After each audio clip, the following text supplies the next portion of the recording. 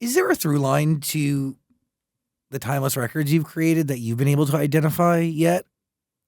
Hmm. Because you talk about things just falling out of you. Yeah. Like, where do you think that's all really coming from?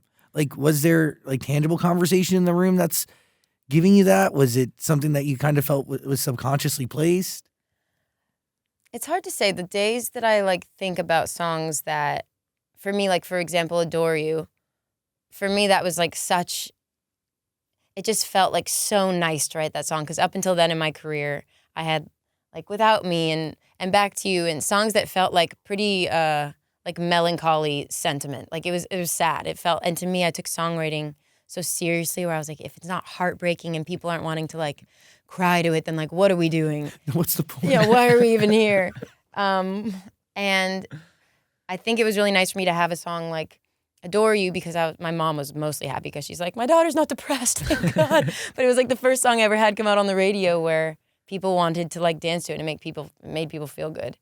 And I think all I think about when I look back on the songs that have had success that I've been a part of, I'm like they came from a moment of like very like a lot of honesty and what I needed in that moment. And I feel like with Adore You, like I really needed personally a song that was like exciting and happy at that point in my life and in my career. And I think Harry wanted that as well too. And it was really fun to make that with him and Without Me and Back to You. I was going through like very sad moments in my life where I was like letting go of somebody or moving through heartbreak and trying to be over it when I wasn't. And they all just kind of feel like moments of like deep honesty.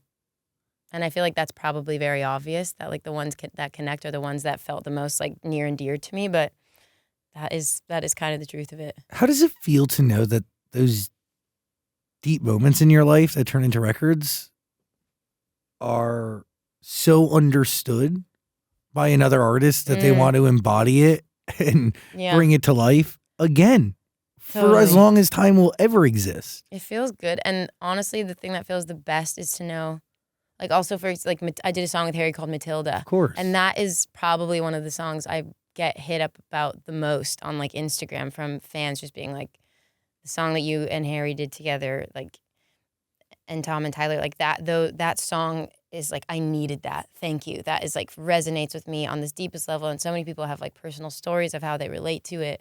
So it feels good to make that with the artist. And then it also feels like exponentially amazing to like see it have a ripple effect amongst a large population of people that need that.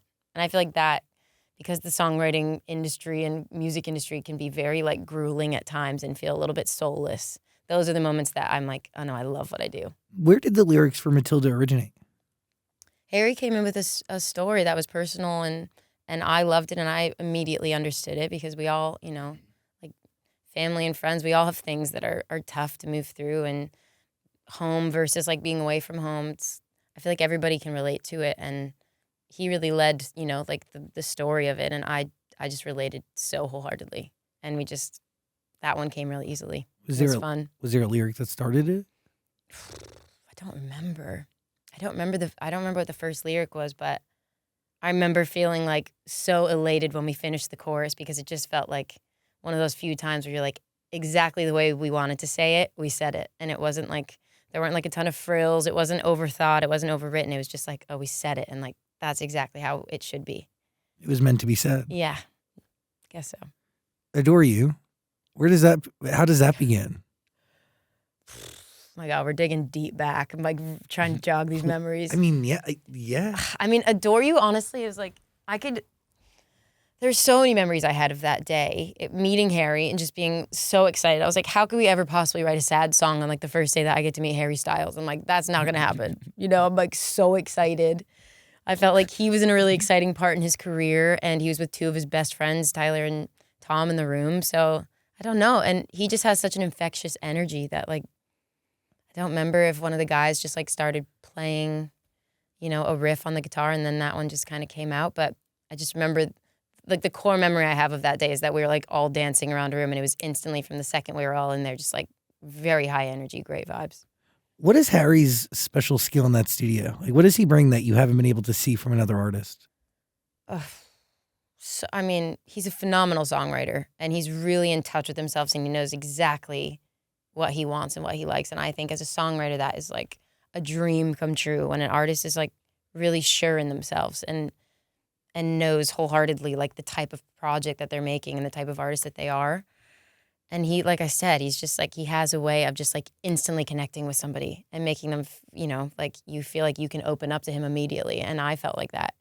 And it just allows for such a creative environment when an artist is able to do that, because a lot of times artists are really, and there's nothing wrong with it. I get it. Like walking into a room with somebody you barely know and like bearing your soul is terrifying. Yeah, So a reserved. lot of artists are, you know, very reserved and afraid to do that. And Harry's, with at least our chemistry, I just enjoyed him so much for being open and honest and knowing himself the way that he does.